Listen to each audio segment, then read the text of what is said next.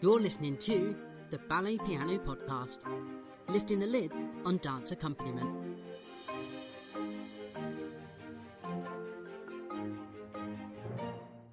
Hello, podcast fans. Welcome to this episode of the Ballet Piano Podcast. My name is Matt Gregory, and I am here with Christopher Hobson. Hello, listeners.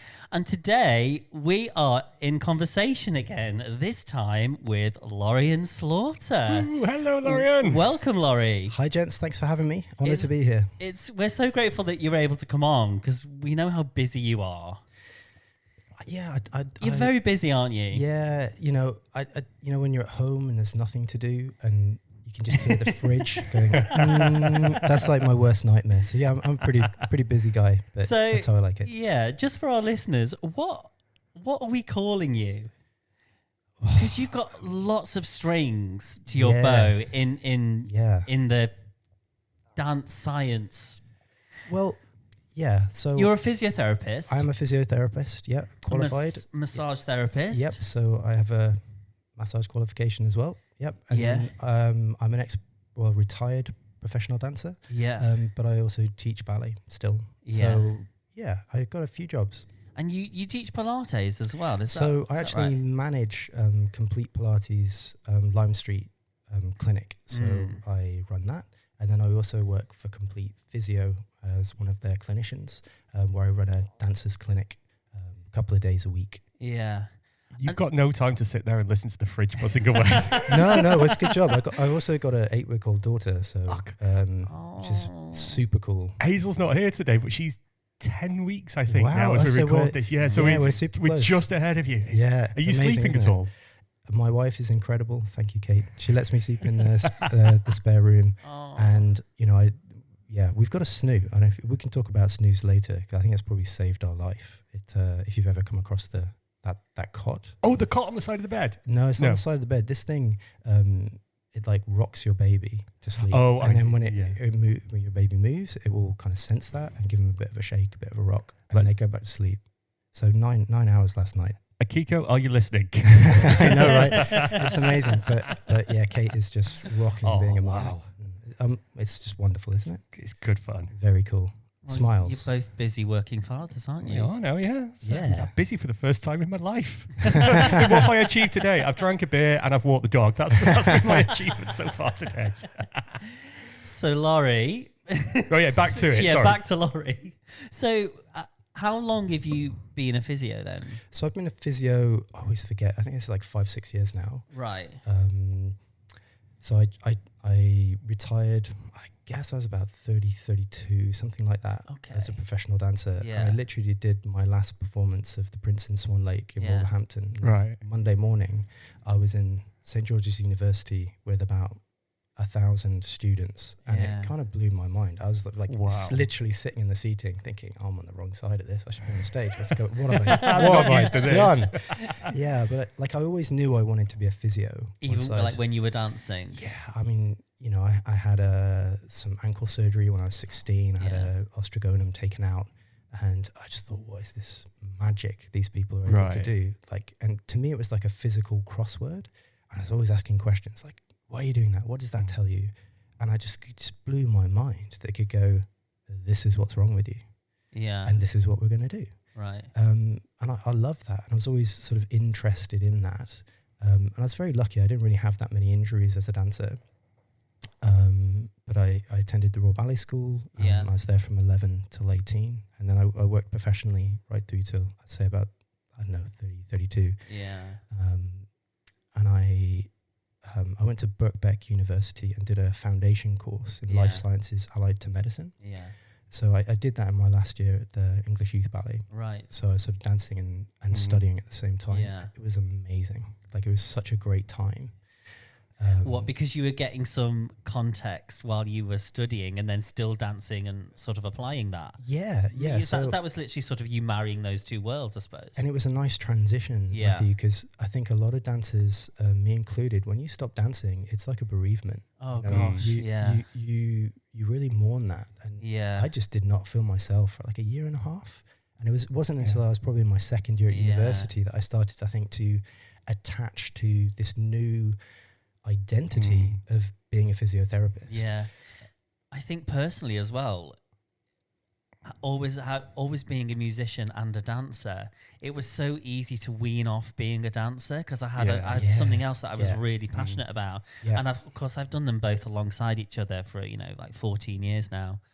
But if I hadn't had that second skill, dancers leave a company and it's been their life since 11 years old. They don't know what to do. That's the thing, like it's the identity. I hadn't thought about it in that terms. Actually, it's very true, isn't it? Because you've been training to do that, from 11 at White Lodge for 20 odd years, 25 years, daily classes, and then performances for 15 years, and that very structured company regime that you have.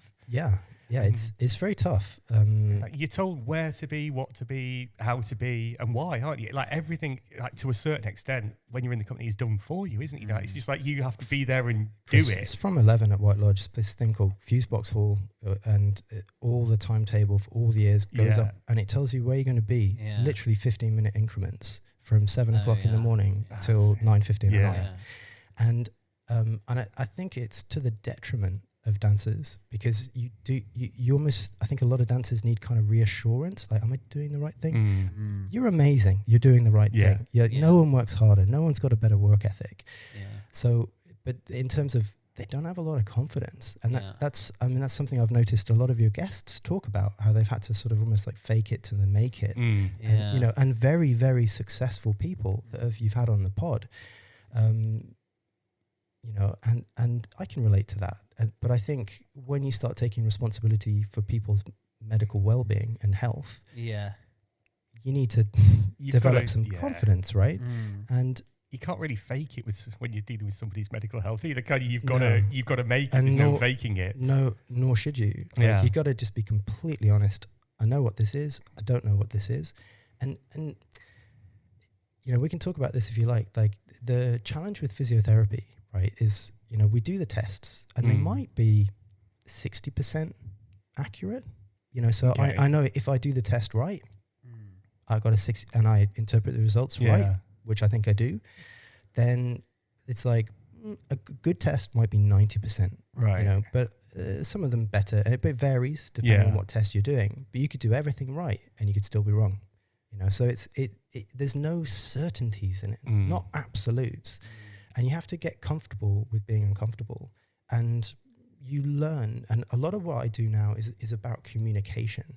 And that's what I've really learned and apply to my own dance teaching now. So, getting people better is about giving them support, being positive, helping them reframe what's happening. I work with a lot of people with hypermobility. They're always going to be hypermobile, but they can get more stable. So you have to work a lot on stability. I work with a lot of my patients have chronic, persistent pain, and that is a fascinating area. Like pain is really complex. And in essence, your body can learn pain. And you can have pain that's driven by non-dangerous stimulus, soft touch, or just joints moving. But when the body gets so sensitive and it builds that sensitivity as a sort of protective mechanism, it's completely normal that you then you have more pain because you're in pain, and it's a sort of feedback loop that just gets practiced. Like snowball effect or something. It's a downward spiral. And then I end up, a lot of patients that have gone to other physios, not got better, and they might have been in pain for 2 to 10 years, long time. And then they find their way to me, and then I never promise people I can get them out of pain, but I always say you're going to be stronger, you're going to understand what's going on in your body, and my goal is to get you out of pain. And that's our goal. And we're going to collaborate on that. And great things can happen. And the general rule for physio, I think, is if 80% of your patients are getting better, you're doing well. Right. Any less than that, I think probably not going so well. I think a dancer's pain threshold is slightly warped, because you just, as a dancer, you just taught to pain is good. If you're feeling something, you're working hard, and if it's hard, you're doing it right. If it's easy, you're not doing it right. It's a load of nonsense, and it's very unhealthy. And I guess I was quite a young physio. I was probably a year out of university, and I was working in a private clinic, musculoskeletal, with a real focus on running and a lot of Pilates as well. And I started to talk to kind of one of my mentors, and he had a master's in strength and conditioning. And I was saying, I'd be going teaching in the evening or the weekend, and I'd be going and I'd be helping people recover in the clinic. And I started to feel like a fraud as a dance teacher, because I'm like, there's no science for this. This is not the right way to do it. Yeah. What am I actually achieving here? And because I had some physiotherapy skills where I could be objective about what I was doing, and it, let me say this, not straight away, but pretty soon into the podcast, is that, I love ballet. I've pretty much dedicated my life, and I became a physio to help dancers. That's it's a central theme for me, and I'm super passionate about helping dancers, either as a physio, a dance teacher, and a wannabe dance scientist. So those things are really important to me. So I don't have an axe to grind. I'm saying what I see, and I really felt that, what's the point in this? Why are we doing like this? Why has it always been like this? It's like, there's some things you're just not allowed to change. And I had this epiphany that was, when you go to uni and you learn to be a physio, they talk about two models of healthcare. Okay. Now, one is called the medical model of healthcare. And let me give you an example of that, right? So you go to the doctor, he comes in, he doesn't even introduce himself. He just says, right, I know what's wrong with you. Take these pills, chop this off, have this operation. There's no education, there's no collaboration. And it's purely looking at the biology of what's going on in that person. Okay, and then a more I say modern, this has been around since I think the late 50s, 60s. Right. It's called the biopsychosocial model of healthcare. Okay, so it looks at the biology, the psychology, and then social interactions, someone's ability to participate in what they want to do. Yeah. And those three spheres influence health. Okay? Yeah.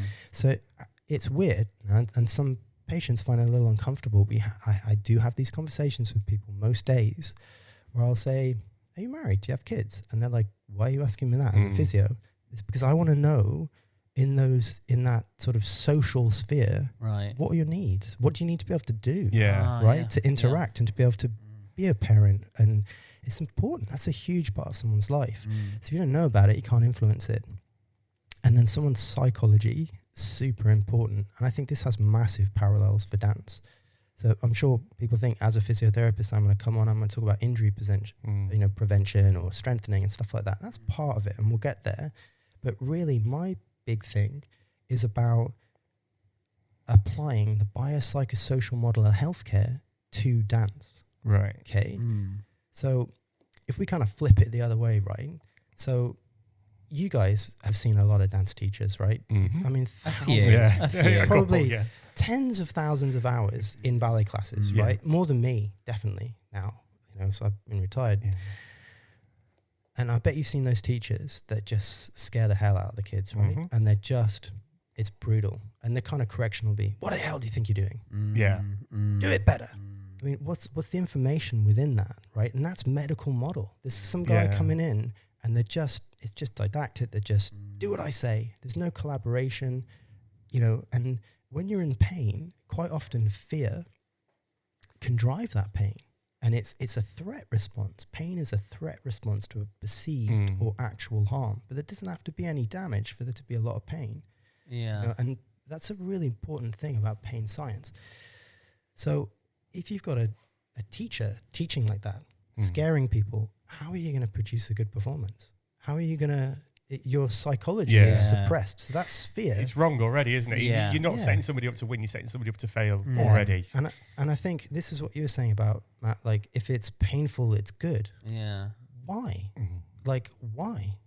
Can it be hard and good? Yeah. But, it like pain is your alarm system going off because there's a perceived threat.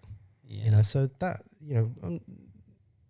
that in itself is just a thing. It's not good or bad, and but I don't think pain should be used as an outcome measure for quality stimulus to get a change in tissue or your physiology.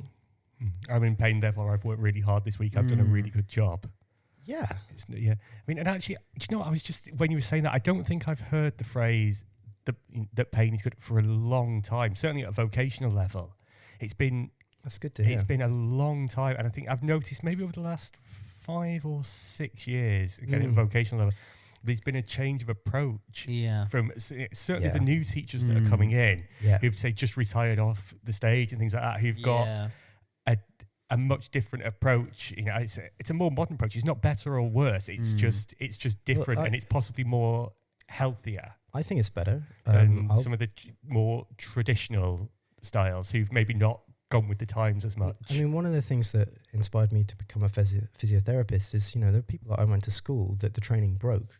Yeah. Because it was non-specific, right? So whether someone's hypermobile or weak, or maybe got really tight muscles and needs to stretch a bit more, they all get exactly the same training. Yeah. It doesn't differentiate. Yeah. So some people that's going to break, and the success for the school is, someone goes into the Royal Ballet Company at the end of it. It's so funny. When I started at Birds, we were all from different abilities. We were a musical theatre school, but we did good classical ballet, but we'd all come with different abilities, and we do the same thing. Some people were bored because they came with their advanced syllabus stuff, and some were absolute novice in ballet, but they were good at other things. We were all doing the same things, and we look back now, we talk amongst our friends about our training back then, and just think that was not right. And we were always under tension. We were working under stress and tension. It's just not, and it just felt like an injury was around the corner. It's the way I explain it to my patients is your body's like a glass, right? And you can only fit so much water in it. And what I try and do as a physiotherapist is grow your glass. And dance training should grow your instrument and make it more resilient. But the body can't tell the difference between like a psychological load, like the stress that you might be put under, or one puts on oneself, and then physical load. So the example I always use with my patients is, doesn't matter whether you're running a marathon or going through a divorce, it's all water into your glass. And you need ways to let that water out, because at some point it overflows, man down. And it's funny what can trigger things like that as well, isn't it? It can be a combination of home things, work things, everything. If you could, I understand. So I'm just looking at Matt now, because I phoned you up last week, or I left you an angry voice, and I was just like, I'm done with this. I can't do it anymore. And I think that the lack of sleep and being a bit stressed at work and tired and overloaded, I was just like, I'm done with this. I can't do this anymore. So the next day we came in, he's like, do you want to talk? Like, no, I'm all right now. Oh yes, that was last week. Oh yes, There's no like really good objective test for whether one's symptoms are through like the biopsychosocial drivers or psychosocial drivers, or if it's more the biology and mechanical, and it's a disc bulge and it's pressing on a nerve and it's giving you hell. But the one thing I've noticed is that I've seen patients, and I've seen them, for a couple of months, been in a lot of pain, and they're slowly getting better, but it's slow going. And then they go on holiday, they're not at work, and they come back and they say, Laurie, my pain was like, I didn't have any back pain while I was on holiday. And that to me is a massive like red flag that it's a psychosocial issue, and it's not actually that biological. Or certainly it's that psychosocial side that's tipping them into the red, so to speak. It's it all the time. And I think how that relates to dance is with this, and I do agree with you. I think it's improving, but it's this medical model. You're not collaborating. There's no sort of choice given. So, Matt, you played for my class that, I talk to the students. I ask them what they think. I ask them what they feel. I try and engage them. And just for the listeners, one of the things that you do so brilliantly, Laurie, is we'll do something in class and you will teach another way of finding what you're trying to get them to achieve stood up at the bar. If something's not working, hold with one hand on the bar, you'll get them to lie on the floor, face the bar, do something else to find what you want them to do when they're stood up in that ballet position. Yeah. Which is where I just think that's genius. Oh, thanks, man. Like, it's really good. That's where I think that is really helping the work that you're doing. And this is where I felt a fraud, right? Because I was thinking, as a physio, this is what I would do. As a ballet teacher, you basically throw a correction out into the ether, and I hope people are setting expectations of their students before they even start the first side. But quite often, people get corrections in between exercises, so they get to practice the correction on one side. Right? It doesn't make any sense to me. There's all these things that don't make any sense. Can I just quickly ask, sort of going back a little bit, when you were dancing, did you ever question what you were doing physically in that way? Or you just having your instructors, your ballet masters, teachers just feed you the information of what to do? So I had a really, I think you can have some, bad teaching you can learn as much from as you can from good. And, I'm a glass half full kind of guy. So I always really tried to... And that glass is getting bigger. Yeah, I'm doing my best. Yeah. It's rebuilding that glass. Fight off the dad bod. Yeah, so I did not like... You might have gathered, I'm quite sort of a cerebral. I'm thinking, I'm philosophical. But, so the didactic training I received where you were not allowed to ask questions, and if you did, you were yelled at, but you just didn't. I didn't actually know what I was supposed to be doing. So I was just trying to copy shapes. Yeah. And that, unless you're a visual learner, and I'm sure now, and I know for a fact that teachers' courses are teaching dance teachers to give information in different ways. Yeah. So I use my voice a lot. I use if I want to tag. And I basically don't have any shame. So I'm not worried about looking stupid or anything like that. My point is to communicate what I want in different ways, so different ways of learning can get it and have a chance. You know what? As ballet pianists as well, we get a lot from that. Yeah, we do. Yeah. We get all our information from that. It sounds balmy, but it lets us know what colours to play in and what flavours and what things to bring to the exercise musically. And it's such a collaboration. And I have the utmost respect for all musicians, but particularly like what you guys do is hard. You're sitting behind a piano, playing for hours and hours, and you're having to respond to quite often non-verbal cues around what you think the teacher wants. And Matt, you're brilliant. I love having you play for the Monday night classes. And I was playing with some things in class, and I was trying to get people, because I actually don't think class is very good at training artistic qualities. We were talking about this on Monday, weren't we? Yeah. So, I actually, I'm going to say it out there, so I hope you don't get hate mail, but I'm going to put this out there. But I'll be positive to begin with, and then I'm going to be a little objective about what I think ballet class does. So, if we said, ballet class, what's it for, right? I think for kind of discussion and argument here, it's seen as a warm-up. Well, I'm not sure about that. But what's it good at? What attributes of a dancer does ballet class give you? And I would say musicality and coordination. Unbelievably good. Wicked. So the whole ballet class structure is designed and biases to create that. And a dancer's superpower is their coordination. Right? And unfortunately, what happens is dancers are so well coordinated, they use less muscles, less force to achieve movements than civilians. Non-dancers. Normos. Muggles. Muggles. Civilians. That sounds so wrong. We can edit that bit out. We'll leave it in. None of the normos listen to this. Good stuff. So, but what other skills do you need to be a good, safe dancer? You need mobility. Is ballet class good at mobility? I'd say it's pretty good at some flexibility, but finding it's not range optimum. of movement.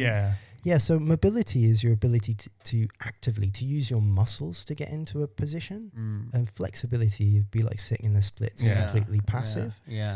So I mean, occasionally you might see some people stretching at the beginning of my class, but I'll go over and I'll have a word, and I'll be like, it'll be a conversation though. I'll say, why are you doing that? And they'll go, I'm warming up. I'm like, you're not warming up, you're sitting in the splits. Like, what's warm about this? Actually, it's not a great time to stretch. You can do it at the end of class if you want, but there's not a lot of evidence that, stretching, what you think you're doing is not actually what you're doing. I've been looking a lot into this recently, right? And there's two schools of thought on stretching. Okay. And I used to think before being a physio that I was literally stretching, lengthening the muscle. And it's not happening. Okay. That's not what the science says.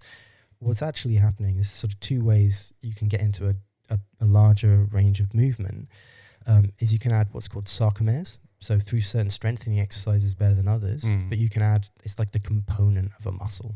And the more sarcomeres you have, the bigger, the longer the muscle is, the more it can move through range. That's one thought. Not proved, by the way. It's a thought. Could be a combination of these things. And then the other thing, and it always comes back to neurology and what's happening in your brain. Fascinating stuff.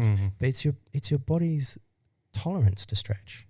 So a bit like pain, when you start to take a muscle or a joint through range of movement and the muscle starts to stretch, there are receptors in there that are picking up that information and feeding it back into your central nervous system. There's a certain point where the brain says, that's enough. I don't think I want to go any further than this because something bad might happen. But if you were to take that person, sedate them under general anesthetic, I guarantee, because that's all dampened down, that response, the brain is not going to stop that muscle from going there, and you'll get a much bigger range of motion. And what stretching we think does, or one of the things, is it reduces and like chills out your brain. So it's a bit happier for it to go through a greater range of movement. And it might have some, depending on the tendon, you might have some changes around the tendon. But you don't really want tendons to be too long and too kind of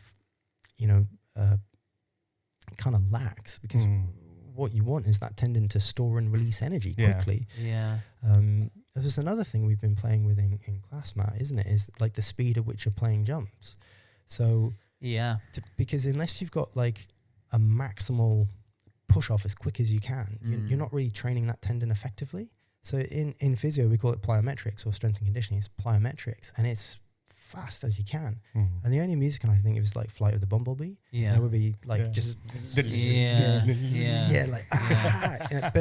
but we agreed, like in class. I was like, man, how was that for you musically? You were like, below average, shall we say. And artistically, definitely it's not great. But I'm trying to bias an intervention where someone's tendons improve in terms of their ability to store and release energy. Does it have to be artistically? Not on a warm-up jump, which is what we were doing. It was like a medicine exercise or something like that. Right. So I guess kind of what really interests me is the way in which class can be manipulated to actually get the change you want. Because I guarantee you, beyond a certain point, it's not making you stronger. It's not giving you cardiovascular fitness.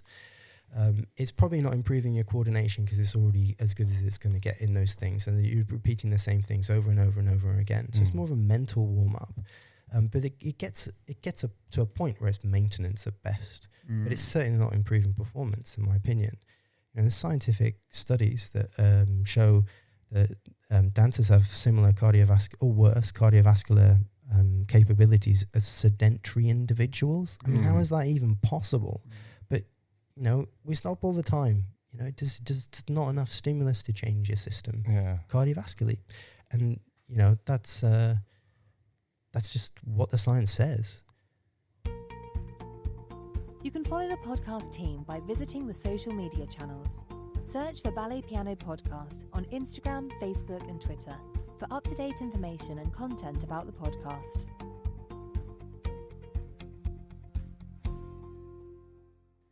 So we just talked about class. What about things outside of class? Because it feels like class is not enough. in 2022, at the time of recording, dancers have Pilates, they all do weight training, gyrotonics. Yeah. So there's two kind of. I've got. Is that because of the demands of dancers? So this is where the problem occurs, right? So about 75% of injuries that occur in dance, last I looked at the literature, were due to overuse. Right. Yeah. So what that means is, so there's about 50% ankle. That's crazy, isn't it? Overuse. Yeah, but I'll kind of drill into this a little bit. Ankle and foot next, and then you got hip, you got knee, and then you got back. Yeah. But it's like 50% ankle and foot injuries, right? So when you say overuse, I think training error, right? As not a scientist, I'm a physio. As a physio, so if someone's got an overuse injury like a tendinopathy, then I need to build the capacity in that tendon, in the muscle structures around it, so that it's not being overloaded, right? Now, because class is, it takes a toll on the body, but it doesn't build capacity effectively. Yeah. Okay. And the reason for that is because it's biased towards musicality and coordination. So I'm really interested in how can you manipulate class to have a physiological effect on the attributes of dance, like strength. I mean, good luck trying to measure grace, but I think grace is pretty important for dance. Yeah. Also, artistic expression. You can ask for it, but it's very difficult. I don't think ballet class is a very good place to do it. And it's so funny. Important. That word grace you just mentioned, it's like that sort. Oh, she's got lovely grace. Oh, we'll give her a place. It's like grace is just innately in dancers, and it's something that they don't have to work on. I mean, I think all attributes should be. And this is the physio in me, right? Because someone comes in, they got an injury. I take a history, so I talk to them. I get all this subjective information from them. And then I do my objective tests, and I get some baseline measurements. Yeah. Then I do my treatment. Then I retest, and I think, did what I do work or did it not? Yeah. And that will then I'll reassess and treat. Yeah. All you do in ballet is you treat. Yeah, you just keep. There's no objective. I mean, you must have experienced it in company and in training and Matt. We see it all the time. Teachers, girls or gents, whoever, you're not being musical. And what does that mean? Does it mean that you're not landing on the music, you're not jumping on the music, you missed an accent? But there is no real instruction then from whoever's taking the class. It's just like, show me your musicality.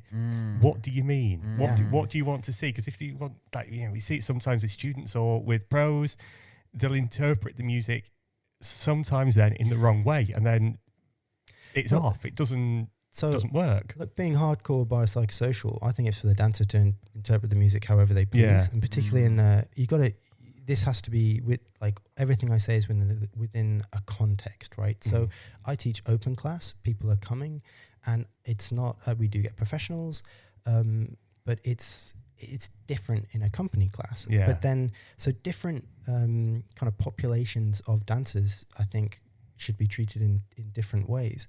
But, it's fair enough in a performance. You want people to look the same, and people can take artistic guidance. But then once you get to the kind of principal level, I think in collaboration with coaches, it's the dancers that should be choosing how they perform their art form, right? So this is my other problem with ballet training. Is it's sort of, I think it's better, but it's so, we're so traditional, right? But it's changing, So Nureyev and Fontaine look really, really different. Different bodies, different abilities.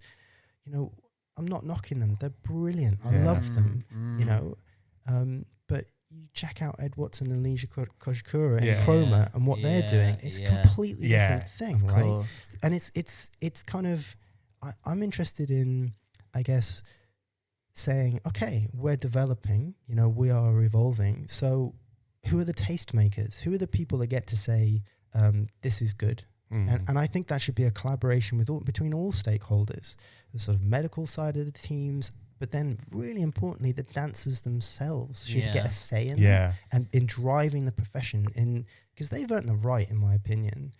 You know, and where I see a dancer who's doing that brilliantly is Stephen McRae. I was just going to get on to Steve, and I was going to ask you about that. Legend.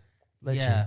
And I think he's been so brave. I just assume that we've all followed the story because it's been on social media and it's been written about. You know, he's 18 months off the stage or something, wasn't it? It's a horrific injury. And, you know, his coach was Leanne Benjamin as a teacher, but he's probably had X amount of medical team. Oh yeah, to get he him thanks back. his physio all the time, and it's I've rehabbed a few Achilles, and they're a nasty injury. It's very traumatic emotionally, and I think Stephen's spoken very honestly about that. But what I absolutely love, and he's gone on Instagram, he's taken pictures of himself, and he looks incredible. And he said, basically, and I'm paraphrasing slightly, this is the way I look as a strong athletic artist. Yeah, because he's come under fire, hasn't he? For the shape, his body shape has changed. Yeah, and he even says that previously that was to his detriment. Yeah, the way he looked previously, he didn't think it was very healthy. I just find it so abusive that, you know, Doris or Dave from Bognor Regis thinks she gets an opinion on how Stephen Karen McRae on Facebook chooses to train. Yeah, and And this is quite English. Like, we're quite slight, the dancers, and I think in terms of body shape and type, there's actually quite a crossover now between male and female. So the guys are pretty willowy, and the girls are so strong. You know, I'm not saying they're big. They're tiny, but they're so powerful. Now they jump, they turn. But the guys' legs round ears. That's not what it was like when I was dancing. You know, 90 degrees to the front. Thank you very much. Yeah. Tick, 2 pirouettes, off you go. You got a contract. Willing to wear tights? You're a dude. You'll get on stage. You got it. You know, you got it. You're on. Made. You're on. You know, so it's a very different world now. But the yeah, I mean, I just think. Do you think that's the demands of the repertoire, though, that informs what men and women do in their roles, and then of course that informs the physique and the training, and it all has a. But I think they're quite small. You know? Right. I think like Stephen, like they don't have a lot of muscles around their chest or their shoulders. Well, Stephen does. He does now. Yeah. Oh, but he never used to. Yeah. But he didn't. And there was this is sort of a culture of quite small, not a lot of muscle. Yeah. And that really, you know, if you went to America, they're much beefier. Even in Russia, too, the men, not so much the ladies, I think. But like different schools, different kind of traditions of dance have different looks. If you look at Irek Mukhmedov next to Anthony Dowell when they were dancing, Irek was my hero. Yeah, like you know, I'm 6 foot tall. When I was dancing, I had a 31-inch waist, but I was still told you're too big. You need to lose weight. And that used to blow my mind. And I'd think like, you know, I used to get called fat because I had broad shoulders, you know, and I'm like, I have a 31-inch waist. And you want me to lift a girl over my head on one hand? Well, I need to have the structure and function to do that. Yeah. So it's like, Laurie, lose weight, but then come back and lift this girl. You know, it's not nice, you know, and it's those people do not understand a simple fact that structure relates to function, and how you function will change your structure. Yeah. It is just a reinforcing circle. You quite often see young dancers going into the company, 18, 19 years old, pretty willowy. They break into Prince roles. They start lifting girls. They're basically doing like Olympic lifting with a human, right? And they start to build some muscle to be able to do it. Do you know Joseph Sissons in the company in Royal Ballet? When he joined the company, he was so slight. I mean, beautiful physique, feet like you wouldn't believe. But just so long and lean. I was going to say thin then, but lean. Yeah. And now he's been in the company 3-4 years maybe. He's now bigger legs. Yeah. You know, just more muscle. And that will be a product. More developed, Yeah, more developed. And that will be a product of the repertoire and the daily. We need to get over this, like this impossibly thin and then expect someone to be resilient and strong. It's just not possible. Yeah. And there might be one or two like freaky genealogy which can kind of do that, but a lot of it will be quite unhealthy. And it's I do not understand this obsession with impossibly thin, and is this now where Stephen McRae is coming from, having been both shapes, inverted commas? I think he's felt how good he feels is the impression I get. I don't know Stephen. I've never spoken to him in my life, but I admire him for being so brave to put out this is me as a strong athletic artist, the way I choose to be. He puts, the warts and all stuff out there, doesn't he? Yeah. You saw the injury, you saw the cast, you saw everything. Yeah. And now I think he's returned to the stage, but I think he's coping with the PTSD. That's what I get now from the writing about him and the social media stuff. Maybe talking about it in that public forum is cathartic for him. I surely hope it is. Yeah. But hats off to you, Stephen. You're a brave man. We'll tag him in this. Yeah, legend. But and also he is an influencer. He is a tastemaker. And so and young dancers looking at this, firstly looking at his shape and how he's coped with an injury. Yeah. That's got to be applauded, hasn't it? Yeah, he's got that biopsychosocial approach, whether he knows it's called that or not. Yeah. And I think getting that into ballet as much as possible and just getting with the times, and understanding that we can measure things now. We know what things are doing what and if they're not. More research always needs to be done. But going back to that original question, Matt, about do you have to do things out of class? Well, you do if you don't change the structure of class. Yeah. Right. So if any way you design class will bias it to a particular attribute, so you could have it differently. I see it as modular now, right? Yeah. So you could bias it to mobility, you could bias it to power, you could bias it to cardiovascular fitness, and there's documented ways in which you can do that. Just check Matt Wyon's work out. He's a PhD in dance science, and he's like your Jonathan Still in the dance science world. He's the godfather. He's your godfather. He's your godfather. I've never had the pleasure of meeting him, but I very much look up to him, and I read everything he writes. I've got 2 of his books at the moment I'm reading, so legend. Is it even possible to adapt ballet class to do that in terms of, do dancers want to do that? And as says a biopsychosocial approach, you got to ask them, but no one's asking, no one's doing it. Or what's really important is they build capacity, because right now ballet class, the traditional training for being a ballet dancer, has lower demands than performance. Yeah. So unless you have higher demands in your training than in your performance, you're at risk of overload. That's the training error. If you're enjoying this episode, then why not visit the website balletpianopodcast.com and join the mailing list. You can access past episodes, transcripts, music playlists, and so much more. It will ensure you never miss new episodes or updates. That's balletpianopodcast.com.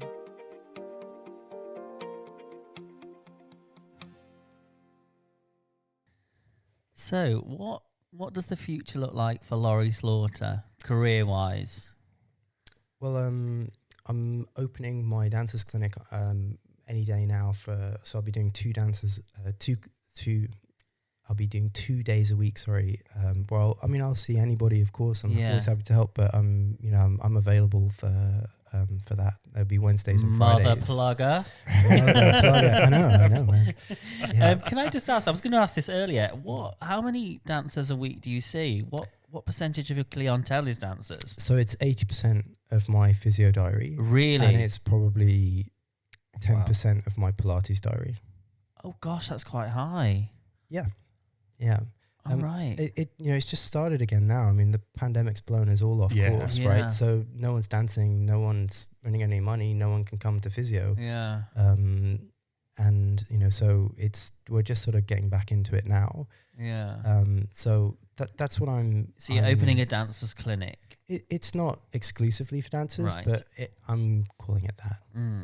I'd love it to be exclusive for dancers, but if anyone has a niggle in an open class, I just give them your phone number. And I'm always happy to talk to people.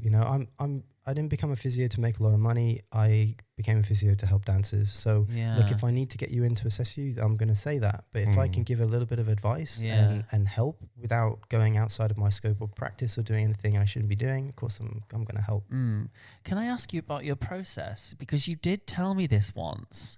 Do you remember when we walked over Waterloo Bridge because we were both going to Central? Yeah. We were talking about the way in which you treat a dancer from injury to fully, do you say fully health? Non-injured. Yeah. Yeah.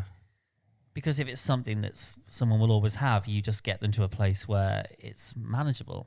There are certain things, like the reality is you could spend the entire GDP of the UK on healthcare. Yeah. We're all going to die. You know, it doesn't, sorry to be so negative, but like, it's but not it's negative, true, it's right? honest, yeah. Like, it's true. Like, unfortunately, I honestly, I'm a really happy dude. Like, I sound so negative, but there's a sort of, as you go through life, you know, you can make good decisions which will promote your mobility, they'll promote your health, but you know, no one, you know, it's a slow creep, you know, towards less mobility, less activity, and we got to fight against that. Yeah, and that is what everyone should be doing. In terms of kind of how I treat dancers, in all honesty, I think I understand their needs. And their needs might be higher or different. And it isn't a one size fits all like we were talking about earlier. No, so they're gonna get I want to know their story and I want to collaborate with them, right? Yeah. It's not my role to tell you what to do. So I have patients that do things. How refreshing is that? They do stuff. I'm like, I don't think this is a great idea, and I really want to do it. This is really important to me. I want to run this ultra marathon. It's like, well, you've got a tendinopathy, man. It's probably going to massively overload you and you might be struggling with it forever. And they go, I understand that. Please help me. Okay, all right. Well, this is the safest way I think you can do it. You know, so I'm always very honest in terms of what I think is possible. And there's loads of studies that show, like, people come to physio and they want to know, some are bothered about diagnosis, some are not, but they basically want to know, am I going to get better? What do I need to do? How long is it going to take? You know, so you're just answering pretty basic questions like that. No one's got a crystal ball. You do your best and you keep reassessing. So you're always trying to get back on course, you know, and, you know, I'm very lucky at Complete because I work with some unbelievably good physios. Hi, Luke. Hi, Chris. Hi, Johnny. So we'll get their Instagram handles. And, you know, these guys got like 20 odd years experience. They're all what's called extended scope practitioners. So I work really closely with Luke, who's been really taking me under his wing. And, you know, I'm 5-6 years qualified. He's got 4 times that, right? He does what's called ultrasound scanning. So you can have a look objectively at your tendons, at your tissues, find out what's going on. So I'll do my tests. And if I'm not sure, I'll just, you know, I'll say, let's get a look at this. Because what I don't want is someone comes to see me 8 times and then we look, right? So I'm always advocating for what I think is the best value for money for my clients. And, you know, it's I have a massive problem with those physios. They're like, oh, come and see me twice a week. And Matt, you messaged me a few weeks ago and said, oh, Laurie, I think I've done my hamstring. Right? And I could have gone, oh, Matt, come into the clinic. And what you need is a little massage. And I knew straight away, I knew you'd be better in 3 days, right? And I was. You know, so you said, do I need to come in? I said, no, save your money. See how in 3 days if you need to come in. But what could have happened there is you come in, physio does something, and it's, you know, you think that thing made you better and you would have got better anyway. You know, so and there's, it's snake oil, man. It's out there. I don't know. As you know, being a dancer as well, I'm just so bodily aware I was gonna say, that I would know if it was serious enough to go to clinic. Is it a double-edged sword treating dancers because they are so body aware? But is that the double-edged sword? It could go either way. They go into pain rather than up to it. Like, do you mean like in a sort of chronic pain perspective? Just, like they're so aware, getting help. I've got an injury or I've got this. Is it a niggle? Yeah.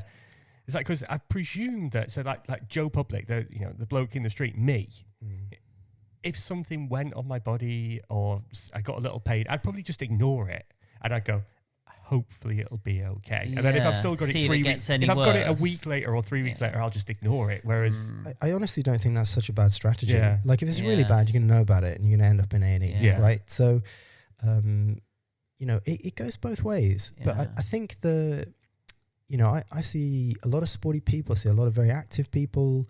A lot of people that want to do like Ironman, that kind of thing. A lot of runners. I had a guy who's a triathlete today. They work harder than dancers. They do more training, and they're much more specific about the training they do.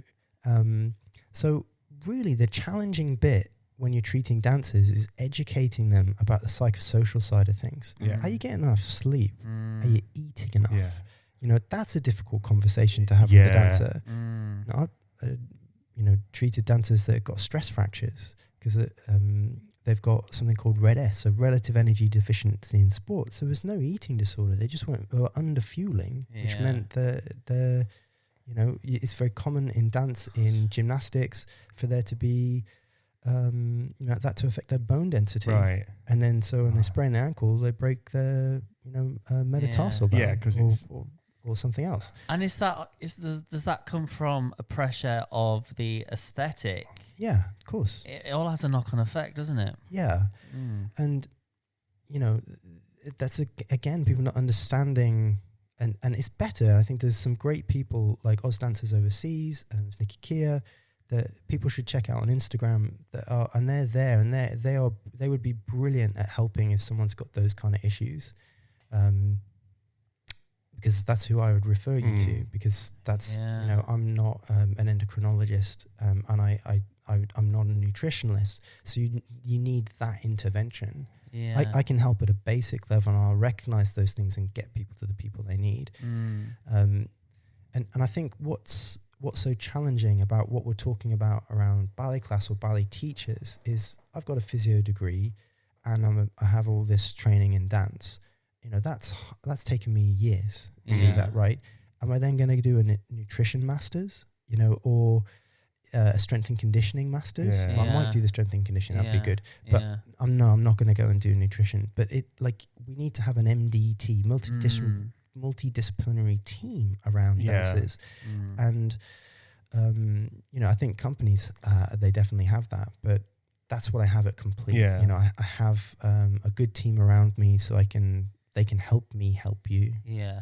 I think what we'll do is we'll put all your information on our Instagram when this app goes out, because lots of dancers listen to this. Yeah, great. We'll put all your stuff on the website. So listeners, if you're a dancer, particularly in London or the UK and you travel to London, Laurie, you sell yourself well, I'd come and see you. Well, I just voice note you if I've got an injury. Yeah, man. Yeah, we'll happy to help. Yeah, I mean, that's amazing. I feel like we could keep talking and talking and talking. I'm so passionate about this stuff. I literally could talk all day. I feel like we've kind of scratched the surface. I know. Right? I mean, there might be a Laurie part. We'll have to do a round two at some point where we really go specific, because there's so much I really want to ask you. But I mean, I've got some things I definitely want to ask you. Okay, yeah, I'm always... You don't know what these are, do you? No. I've no idea. Really? No idea. You're the most prepped guest ever on the Ballet Piano podcast. We've got some little quick fires. Sure. If I can just quickly find them. Here we go. Number 1. What is your absolute career highlight? Well, Chris Hampson got 3, right? So Chris Hampson. So can I have 2? Yes. Yeah. All right. So one's musical, actually. Okay. And it's actually, thank you, Chris Hampson. I was working for Chris, who choreographed a show I was in. And he did this really cool thing. We had a full orchestra and it was David Juritz, the violinist. Yeah. Lovely, lovely guy. And he and I swapped places. So he danced with Julianne. Oh, yes. And I danced. I didn't dance. I conducted the orchestra. And we did it at the Barbican. We did it in on Birmingham. stage for real. On stage for real. And I got to conduct to Piece Strauss music, the orchestra. And I owe David an apology because most nights, and while I was playing, and the joke was that I got really quick and really slow, and the orchestra followed me, and I kind of hammed it up a bit. It was loads of fun, but the orchestra was so responsive, and it was so much fun. So it's not really dancing, but it was on stage, and it doesn't matter. It's a career highlight. That's like, brilliant. Like conducting an orchestra. Like I just never thought I'd ever get to do that. And that's something you'll never forget either. It was amazing. What's the second one? Like the second one is I had the great honor of sharing the stage with Anthony Dowell, who is just, I mean, could you get a higher legend? Yeah, it was amazing. Yeah. And, I was in K Ballet, and he came out and he did Carabosse. And he was so good. He's such a good actor. Yeah. And like just being on stage with that man. And I played Catalabet, so I did quite a lot of character roles out for them.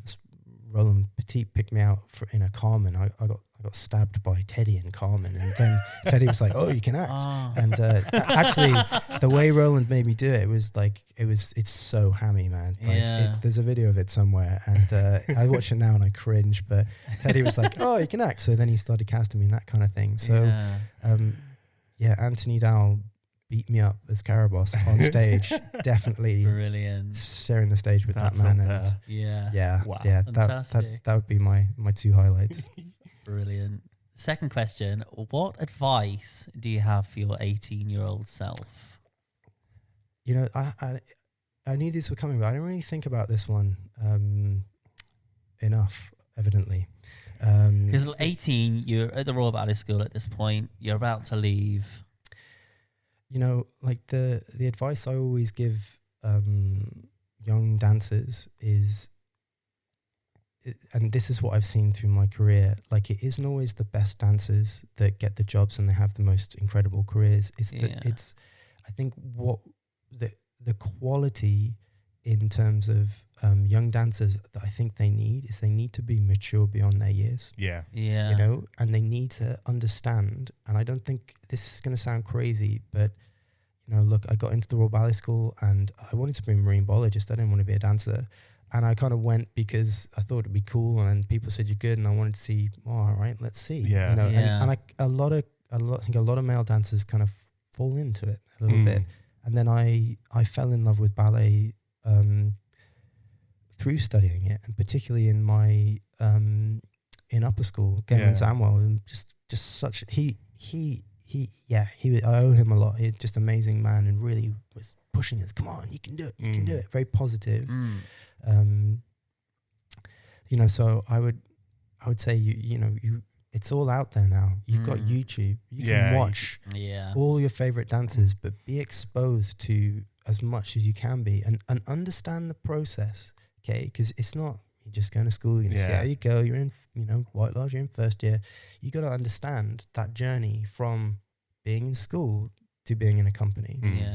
And that takes a lot of maturity for someone that's 11-year-old. Yeah. And also, you're starting in a job. I mean, we've said this on many occasions. You're starting your job at 18, 19, when most people are going off to university, getting drunk, having sex, and having fun, and partying and studying a bit on the side. There's one thing I don't understand, right, about, and like it could just be my career, but people say, "Oh, being a dancer is really hard." No, it's not. It's not hard at all. It's awesome. Yeah. You hang out with your mates, travel the world, put costumes on and tell stories. Yeah. You want to know hard? Get a proper job. Yes. There's some challenges to it. And it's the it maturity can all be a level bit, when you're 18, isn't it, that you've got to understand and comprehend. Yeah, but like it's a work hard, play hard kind of scenario, I think. And it that's fine, but I don't think, it can all get a bit black swan sometimes. And, but I found school way harder than being a professional. School was brutal, but being a pro, I had some great directors, and traveled the world. And had a wonderful time. Brilliant. Third question: if you weren't in the world of ballet, let's say, either as a dancer or a physio, what would you have been? You know what? I looked into studying sculpture, and it was either sculpture or physio. And I saw the course fees, and it was £10,000 a term. Oh my! And then I saw the NHS bursary, and I thought, yeah, I'm gonna be a physio. Decision made. But I dabble with a bit of clay. I think if you check out my Instagram, you'll see a very nice sculptured glutes on a male dancer. What is your Instagram? Because I don't follow you on Instagram, and it's not a personal thing. I just didn't know you were on Instagram. What is it? I'm not very good at all that stuff. I'm trying to be better. Matt's helping me. Yeah, my wife trying. What is your Instagram handle? It's at Lorien Mark. Right. I'm going to follow you right now. But my wife works in marketing, so she's hopefully she's going to help me. No, question number 4. What did you have for breakfast this morning? Oh man. Look, I've come a long way, right? When I was at upper school, I used to, just because you know what to do doesn't mean you do it. Yeah. I used to rush in, and like 10 minutes before ballet class started, I would scoff a Snickers and a small cup of coffee. That was my breakfast at upper school. So don't do that. That's bad. Yes. I had one of those, like the porridge. The little 2-minute porridge. Oh, yeah. Like you get I it in the little love sachet that. things. Yeah. They're very convenient. Yeah, And, I like bear in mind, that. I'm up at 6 to start in the clinic at 7. So, I know. yeah. So I had porridge, and I would have had a coffee, but we ran out of beans. Oh. Yeah. So I had to wait, and then I did get a flat white. So yeah. Love it. Coffee and porridge. And the last question, if you win the lottery tomorrow, what is the first thing you're doing? Well, you know what I would buy a house, and I would, Chris, this place is amazing. I'm gonna like, it just goes on and on. Like, I would, I'd love to replace one here. This is awesome. Move to the east of London. It's great round here. Yeah, no, I've been living in Bethnal Green, Stoke Newington, and now I'm in Angel. But yeah, I think I'd also want to kind of use the money to maybe set up some sort of help for dancers. Foundation, something like that. If it was like, Euro Millions, proper money. Proper money. I'm going to change that question to Euro Millions. Yeah, if you won the Euro Millions on Friday. I mean, look, I'm playing. It could happen. So, Kiko does the Euro. I do the lottery. Kiko does the Euros. That's the way we work it here. It's a tax on hope, but I do them all. Yeah. Yeah. Well, Laurie, this has been an absolute pleasure. I feel like there's a part 2 coming up. There is. There's going to be part 2. I think so. At some point, if you'll join us again. Yeah, it's been. Like, I'm really. This could be a series like Dance Clinic with Lorien Slaughter. This could be a series. If you want to do anything on like dance injuries, I can. There's so much to talk about, Can I put it out there? If anybody listening has got any questions for Laurie or anything, we'll do a Q&A and we'll sort something out, and then we'll get another episode scheduled in at some point. That sounds like a plan in the future. Yeah. So touched to be here. Thanks for asking me. Wicked. Cheers, Thank you gents. so much. Thank you so much. Thank you.